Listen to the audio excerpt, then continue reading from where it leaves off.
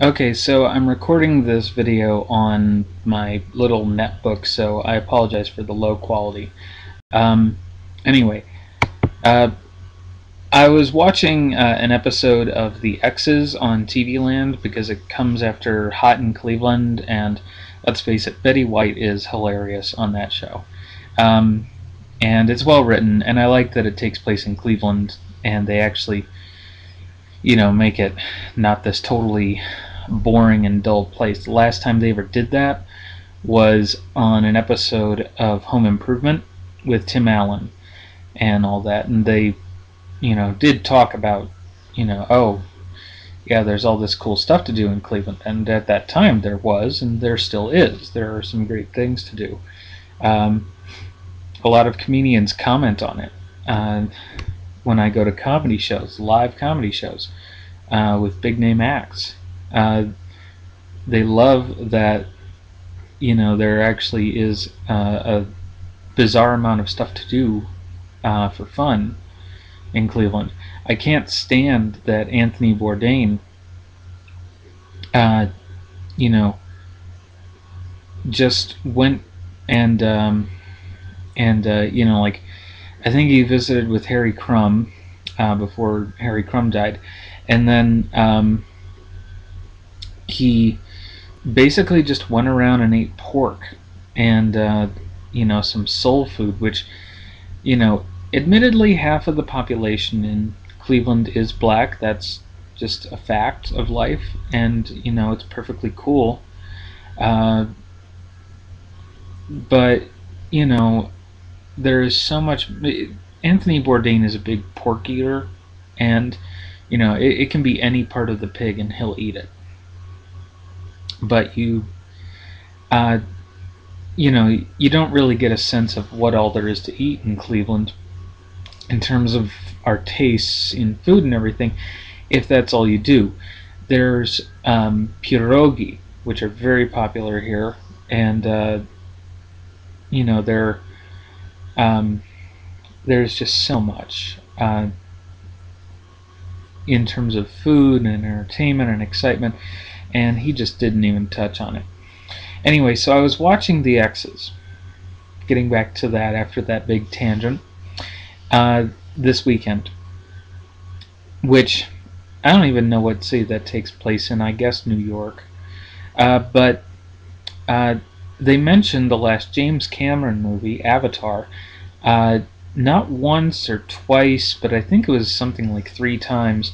Wayne Knight was the one mentioning it because he was really excited to watch it on cable, and the plot of the episode, well, one of the plot points was that the guys and their female friend had to switch apartments for the time that her mother was visiting because she didn't know that some things had changed in her life. So she had basic cable and no Wi-Fi, even though they could probably just as easily get Wi-Fi from their apartment. So a little plot hole there. Since it's just across the hall, I mean, unless the building is somehow shielded from that. I don't know. But anyway, so one of the guys had a smartphone, which if the smartphone got signal, you would think they would get Wi-Fi from their apartment.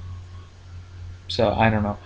But anyway, the guy like downloaded or watched it streaming, but he mentioned it like 3 times, and I was like,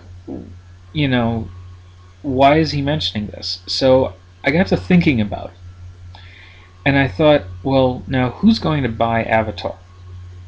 People who have really fancy entertainment systems, 3D televisions, all that stuff.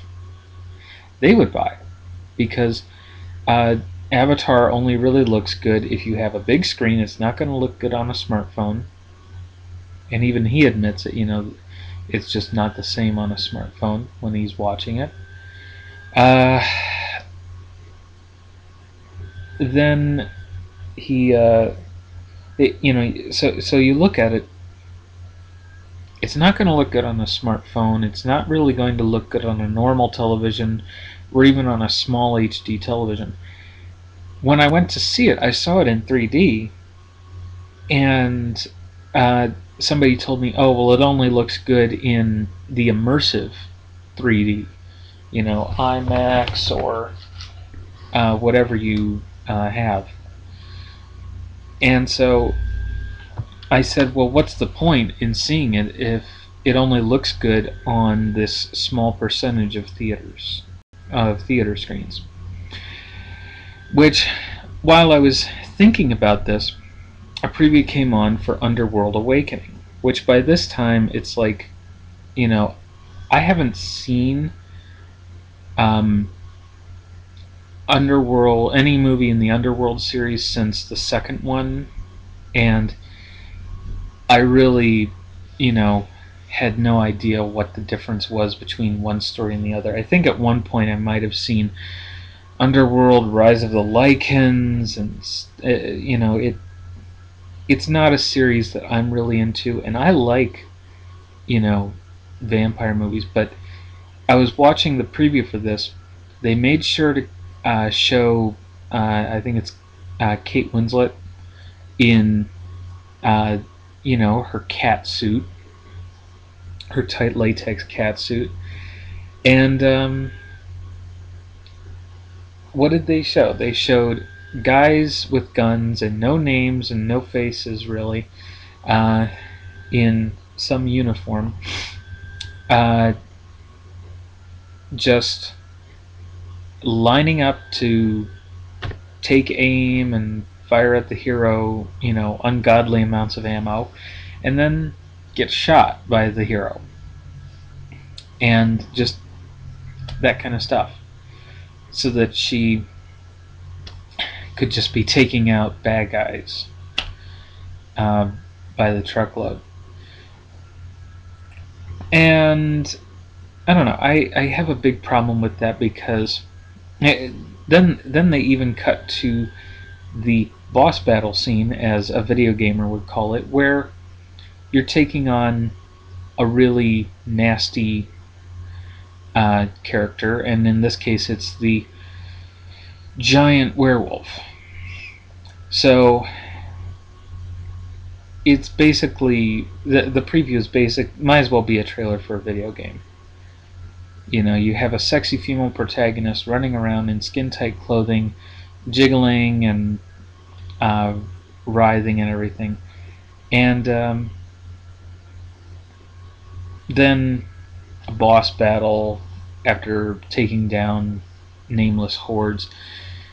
It's meant to appeal to video gamers anyway.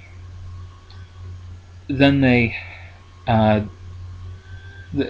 so why not just make it a video game, is my point. If you were to make like Avatar, instead of making it a movie, make it a video game with just this really intense story. Leave out the movie part. You don't need the movie to sell the video game, because people will buy the game. People bought Portal, and they bought I'm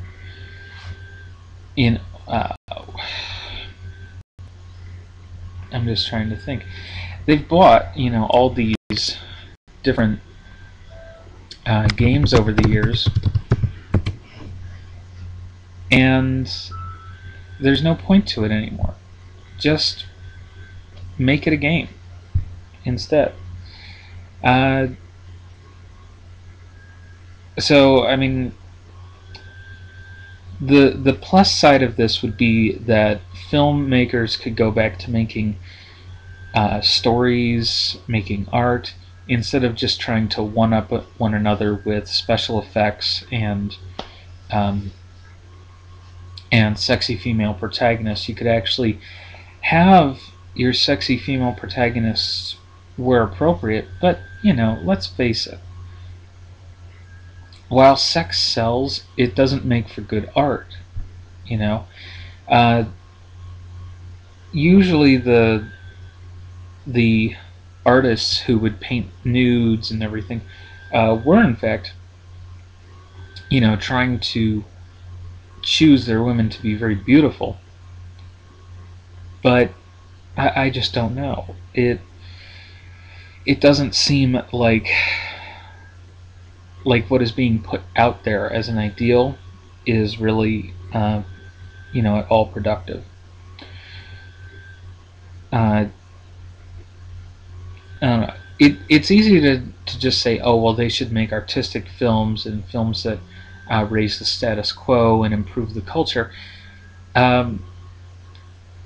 But then the question is how, and how does that compare to television? How is that going to sell theater tickets, and how is that going to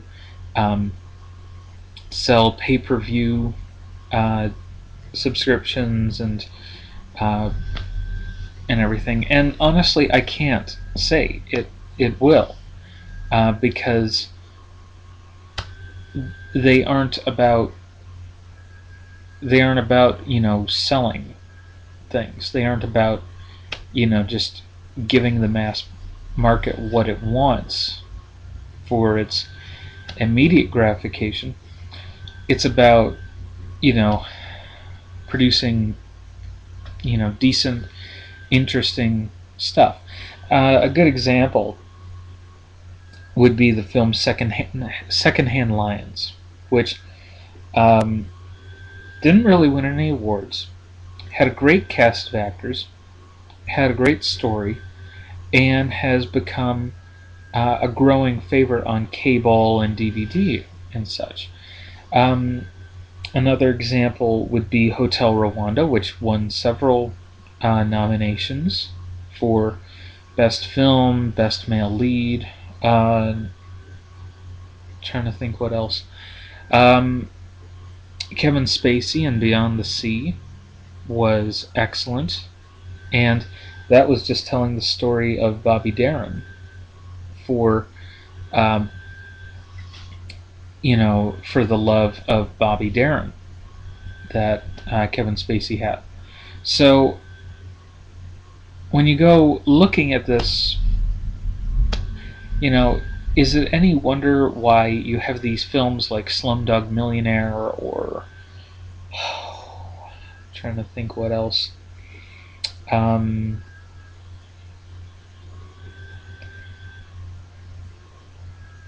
The Medea films, where they have a certain amount of quality to the story and a certain amount of interest and humanity to it that goes beyond just giving the people what they want and giving them stuff they've seen and heard before, and goes into the realm of decent quality filmmaking. So I don't know, that at the same time, you can have films like Analyze This and Analyze That, where you have a funny premise, some decent stars thrown in. They make the film, it's enjoyable, and then they move on. It sells tickets, it makes a quality product, and then it's done. It's out there, it's enjoyable. And I think Medea has that wonderful blend where you have these certain elements that they've seen before. You have Medea, which is just Tyler Perry in drag as a bit of an angry, female character. I don't know. It just kind of goes on from there. So I don't know, honestly, but the fact is that just recycling the same stuff over and over doesn't really make people want to go out and see movies in the cinema. And that's part of the problem, is cinemas are dying out. Why are they dying out? Because they rely on these blockbusters, and instead of trying to get more independent films and more cult movies and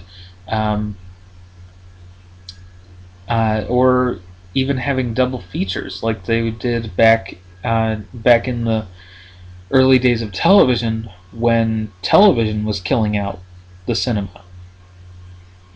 You know, they survived by having double features, B movies, uh, making it a worthwhile entertainment for, you know, a weekend afternoon or an evening or something like that, where you didn't want to have to really fuss, but you wanted an enjoyable show. You get an intermission, you talk a little bit about the movie you just saw. You know, if you don't like it, you can go out in the lobby and sit and talk for a while and then wait for the next show to start. You know, I'm sure that sounds like absolutely insane, an absolutely insane idea, but it worked, and movie theaters survived. They were still dying out in the 70s until the big blockbuster Star Wars came along, and that was a big special effects film that, you know, revived the art of filmmaking. But then it became all about making the next Star Wars, making the next big budget epic. And what I find humorous about that is that that film had only I want to say 2 well-known actors at that time. James Earl Jones wasn't that well known. He was popular, certainly. Harrison Ford had not been in anything. Carrie Fisher was a complete unknown, as was Mark Hamill. The only people who were known were Alec Guinness and the guy who played Moff Tarkin. I can't remember his name off the top of my head. Point being, you know, you didn't really have anyone in that film who was a big star to make the film, to sell people on it. You had some crazy story about, you know, a kid on a farm with aliens everywhere and monsters. You had a space pirate with, you know, a giant ape for a co-pilot, and it just had that touch of silliness and lighthearted fantasy that it worked. A film like Avatar, or The Matrix, have this seriousness about them, whereas Star Wars had a certain lighthearted goofiness in a lot of it. You know, in one scene, a stormtrooper hits his head on a door as he comes in, just boom. And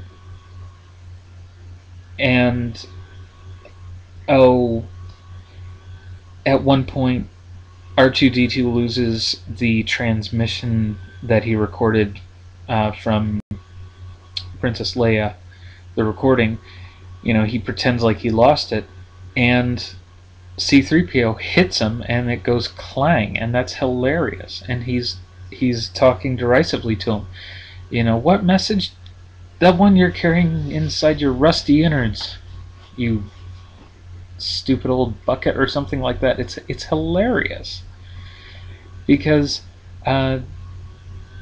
you know, it's realistic on a lot of levels. The characters are fully there and present and real. You know, there's no oh, this isn't real. You know, from the moment you're watching it, it seems and feels pretty real. You know, the Millennium Falcon is basically, you know, like a freight semi or a cargo ship that just happens to be incredibly fast. You know, it's kind of like the Sea Duck from Tailspin or something. And you know, I'm just, you know, thinking what else about the film works. I mean, you have you have that great bar, the Cantina, in Mos Eisley that they go to in order to find Pilot, where the aliens are just running the gamut. They're all crazy looking. Uh, Luke gets in a fight in like the first 2 minutes because, uh, they're thinking, oh, naive farm boy, let's kick his butt. That kind of thing. And, I don't know, it just works. At the same time, you have the dark oppression of the Empire with Princess Leia getting tortured, and they're going to give her truth serum and make her tell the truth, and then they blow up her planet while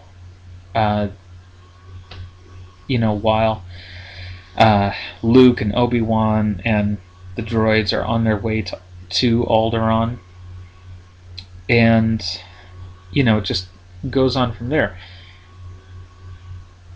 So on a level, it's brilliant storytelling because it relies on so many different elements. You have this dark point that breaks the rather amusing and crazy point of the bar. And you have a plot twist where all is not right for Han Solo. There's Greedo, the bounty hunter, catching up with him and holding a pistol at him, and Han Solo has to kill him in order to get away. So it's just like so funny. Not funny, haha, but in that it is this plot twist in things. It's light, it's short, but it moves on. Now there's so much pretentiousness about Star Wars and the Force and the light and the dark side and the Sith versus the Jedi, and now the franchise has become about this massive online multiplayer game where you can be a Hutt bounty hunter, or you can be in the Empire, or a Jedi, or a rebel, or something. So it's just all a big mess. I have a big problem with that, because it's no longer just campy. It's no longer fun. It's become more about choose your side and get fully immersed in this world instead of just liking the characters. And Harry Plinkett, in his review of the Star Wars prequel trilogy, put it beautifully. He said, he put people to the task of describing characters from the original trilogy and then describing the characters from the prequel trilogy. Anakin, he has some slight sense of humor about him. He's a little hot-headed. That's about the best you can go with. Obi-Wan is not a very competent, master Jedi to Anakin. He tends to act a little brashly, even though he tries to impart wisdom on Anakin that he got passed down to him. Obi-Wan is much happier flying solo and investigating things. He's much more of a detective. Mace Windu, nothing really to describe. He's wise. He has a mind for strategy and tactics. Even Yoda is watered down. He doesn't have the humor about himself that he had in The Empire Strikes Back, where he was, just this cute little frog thing with pointy ears that, at first you think he's just a local who will take Luke to meet Yoda, and then he turns out to be Yoda. it's mind-blowing. It's a great twist. Uh, Even having Obi-Wan come back as a ghost is pretty amazing when you think about it, because uh, he's still able to be there. That Obi-Wan is wise and insightful and has become one with the Force, and is a little bit of a deus ex machina for exposition, and is there to encourage the hero from beyond the grave in his quest. Luke goes through these trials and tribulations where he goes into the cave, and he has a vision that tells him that if he destroys Vader, he'll be destroying himself in the process. It's wonderful storytelling, and I have to thank Irving Kershner for that one. But you move on from that, and you look at the prequel trilogy. Anakin doesn't go through a vision quest like that. Obi-Wan doesn't go through a vision quest like that. And neither do the young Padawans that they have, who are training with lightsabers. Little mini ones that are kid size. So why, as Plinkett points out, this just sets up such a strange dynamic, and then having the Jedi Knights be an order of chaste monks who are celibate. This sets up a whole different dynamic that is really not worth it. Because even Luke Skywalker in later stories gets a wife, has kids. It's not oh, he doesn't do anything. So I don't know. It just doesn't work in the prequel trilogy. And this is part of my point with The Matrix and Avatar, is it gets caught up in itself. It grows pretentious because it has special effects and a story, and it's sci-fi, so it must be very serious and action-packed. But there are sexy women, and times are hard, but there will come a day when the one, Luke, Neo, Jake Sully, will